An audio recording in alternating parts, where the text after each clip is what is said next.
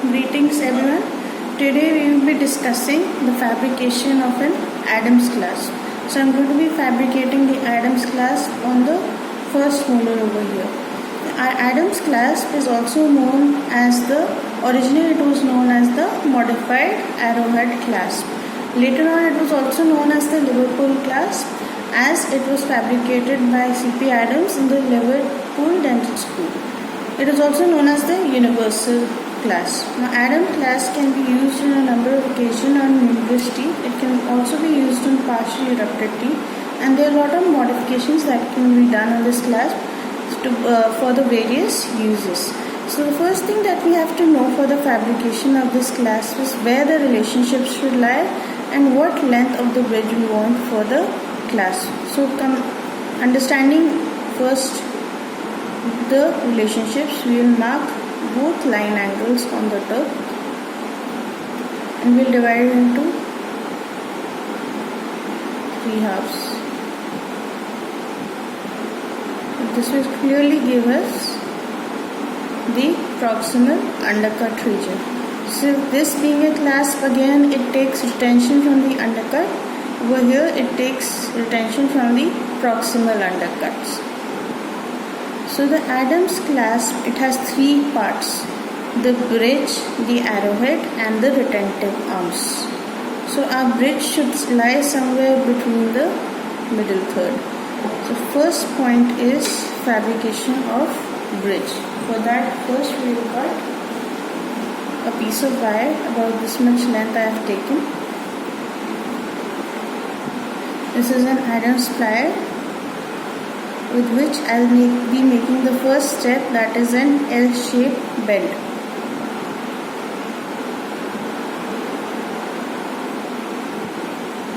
Like this.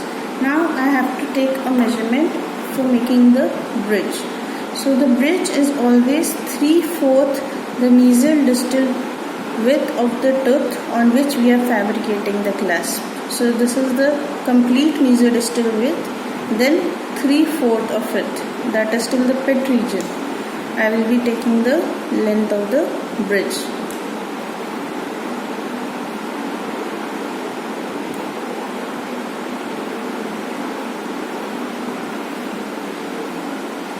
I will make my second bend, another 90-degree bend.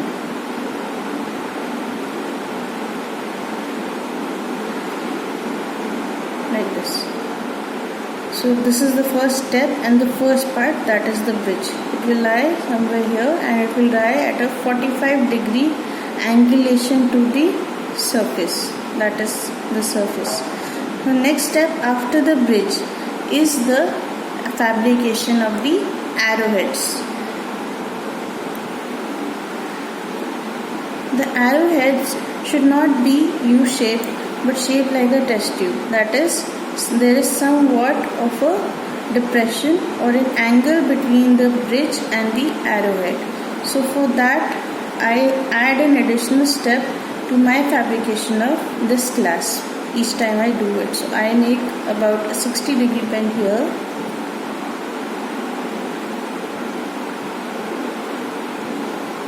and another 60-degree bend here.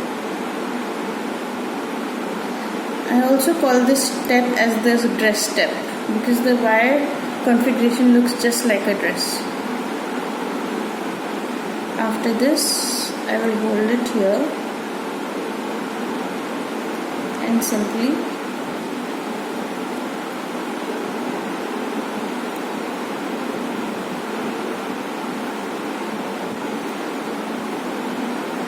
turn it upwards.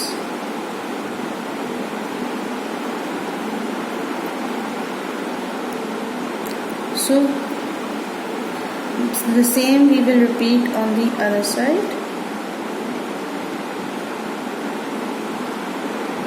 And this we have to be careful that the both arrowheads are equal in length.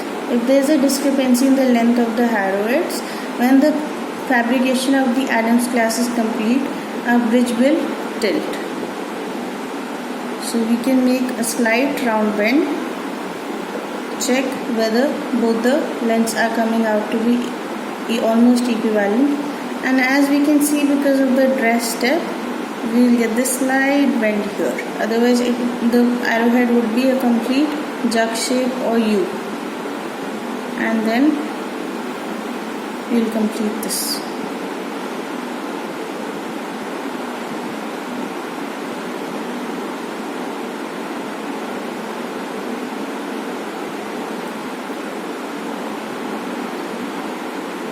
So both my arrowheads are complete.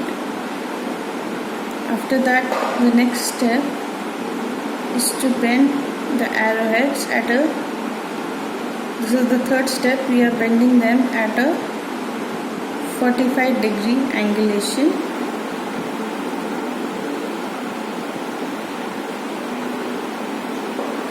And I will just place and check. So it's coming perfectly in the undercut. Also, after I give the fourth step, that is the $1 million bend, it should be like this, at a 45-degree angulation to the surface. So the next step is making the $1 million bend. Now $1 million bend I will make with the help with the tip of the universal plier. Why is this bend also known as the $1 million bend?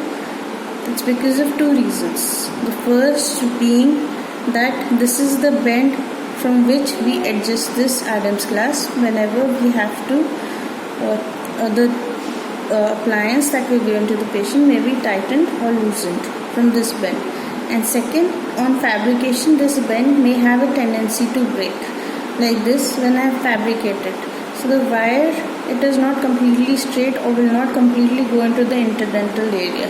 So we will have to adjust the direction of this wire to bring about the proper fabrication in the interdental space. So at that moment, this wire can break. So another, on the other side also, I'll hold it from the tip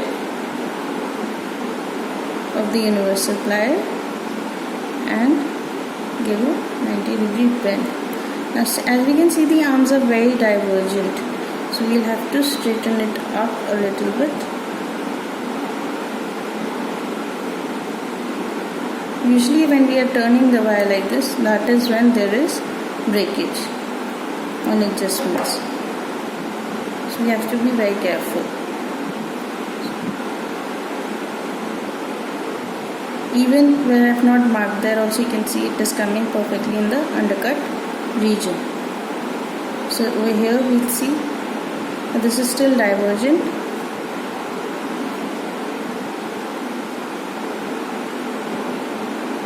Again I have moved it inwards and placed.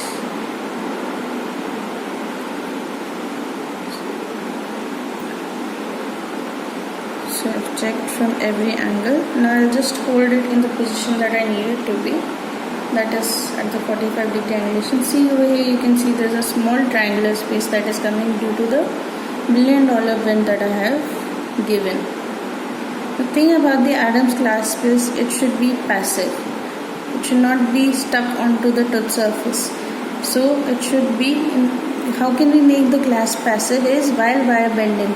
If there is any interferences between the wire and the tooth surfaces, then it will make an Adams clasp active. So we have to make this as a passive appliance, which will fit passively, not exerting any force. I marked the interdental reference point for the interdental wire bending.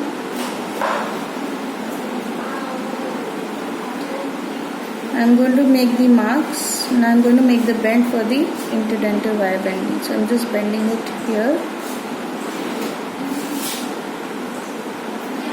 on the second side. We'll check for the fit.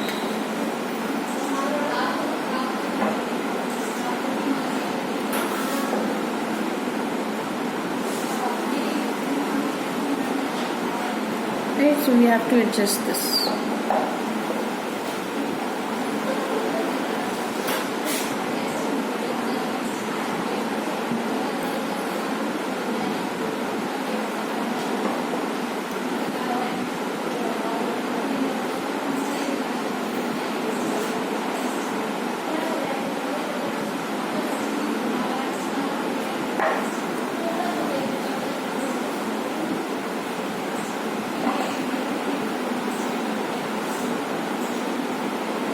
the second interdental marks we'll make on these 2 points and bend it downwards.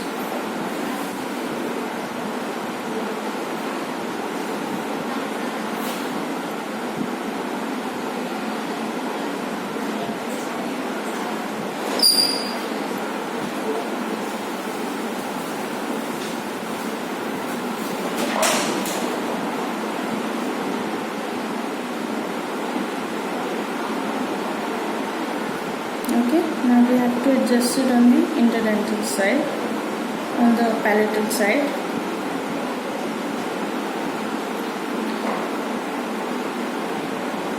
You can see the wire is very long, so it is causing interference. So I'll just cut the excess wire.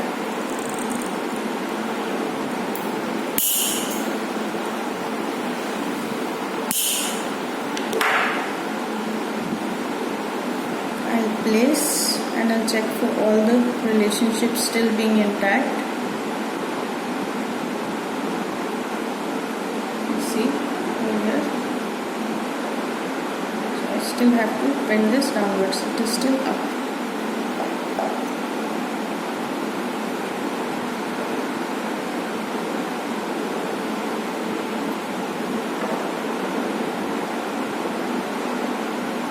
You can see there is a passive fit.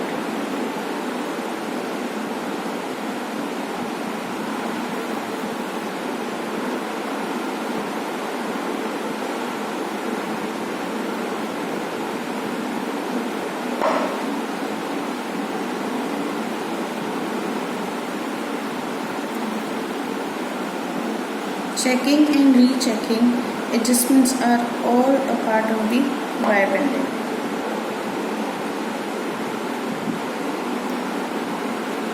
Now the last step for us is to make tags at the distal end. So this I'll be doing with the help of the tip of my universal plier.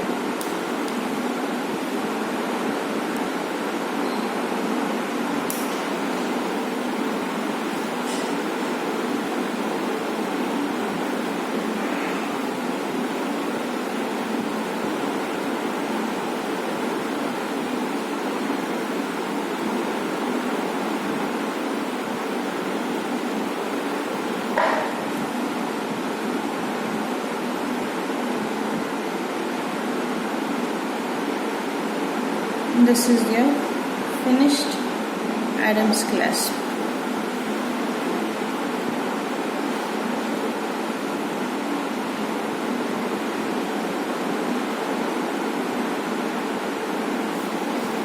Thank you.